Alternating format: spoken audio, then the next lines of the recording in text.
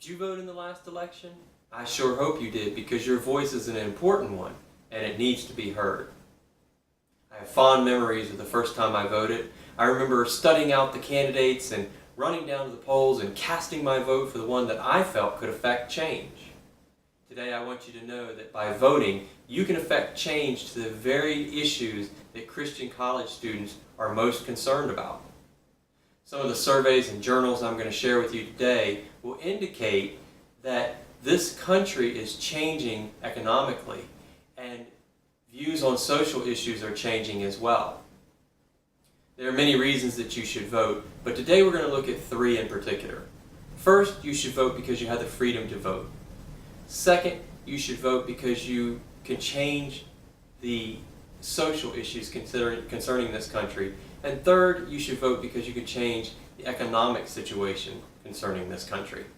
But first, let's look at your freedom to vote. According to Joshua Douglas in his article, The Right to Vote Under State Constitutions in the Vanderbilt Law Review, he indicates that your right to vote actually comes under the state constitution, not the United States Constitution. And Commissioner Pete Clark from Orange County, Florida, says that since you have the right under the state constitution to vote, as a college student, you should do just that, because whether you vote or you don't vote, your future is still going to be affected. Today, Christian college students should vote because not only do they have the freedom to vote, but they often have a choice on how and when to vote. The freedom in this country to vote is open to any resident that is 18 years of age or older and is a law-abiding citizen. And with that freedom, you should exercise your right to vote. And with that freedom, you should choose the method that is best for you when it comes to voting. And with that freedom, you should choose a candidate that you believe is going to affect change currently and in the future. The freedom to vote today has become very easy for any student. Students can now vote early. Students can vote by absentee ballot at times. And students can vote by mail. For example, I have here a mail-in ballot for Tulsa County, Oklahoma, and it looks like this. It actually looks no different than the ballot you would find at the polls. The only difference with this ballot is that you have it in your possession, in your home, and you can research the candidates, take your time, make your decision, mail it away, and your vote will be counted. Voting today is easier than it's ever been. Even though more people are voting, it's easier because there's more options. In an article by Michael McDonald called Return of the Voter Turnout in the 2008 Presidential Election, he indicates that 30% of the votes in that election were cast early. That means that students today don't have to take time away from their studies to stand in line and wait to vote. They can often vote early or vote by mail, depending on the state. Regardless, it's imperative that you vote, and the excuses for not voting have been taken away. Christian college students should vote because they can affect change to social issues. Issues such as abortion can be addressed by a conservative candidate that you vote into office. And as a result, we can see a more pro-life nation.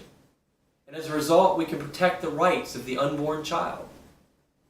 Issues such as gun control can be addressed by a conservative candidate, and because of your vote, the Second Amendment can be upheld. And because of your vote, people can defend themselves against criminals. Issues such as same-sex marriage can also be handled by a conservative candidate that you vote into office.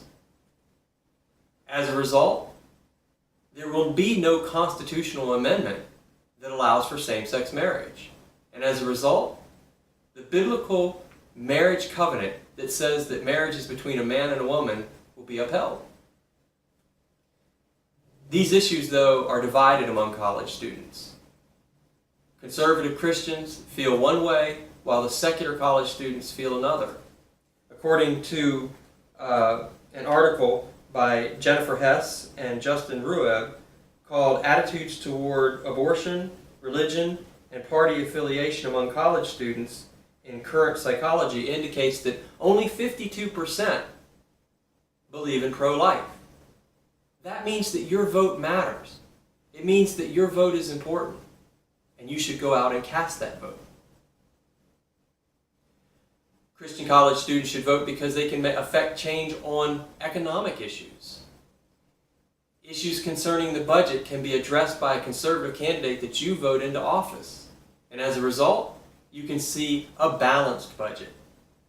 Or, as a result, you can see the huge deficit that we carry now lowered so that future generations do not have to carry that burden.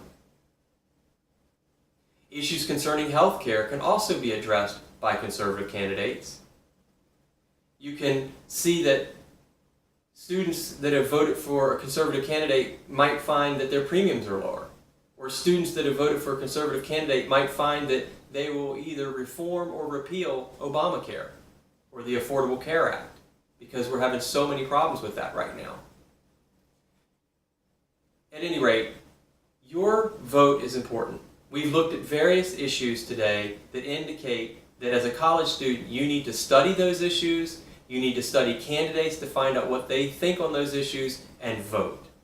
So today we've looked at your freedom to vote, we've looked at why you should vote because of social reasons, and we've looked at why you should vote because of economic reasons. Now the time is action. If you didn't vote in the last election, it's time for you to go out and vote in the next election. If you need to register to vote, go do that as well and make your voice known.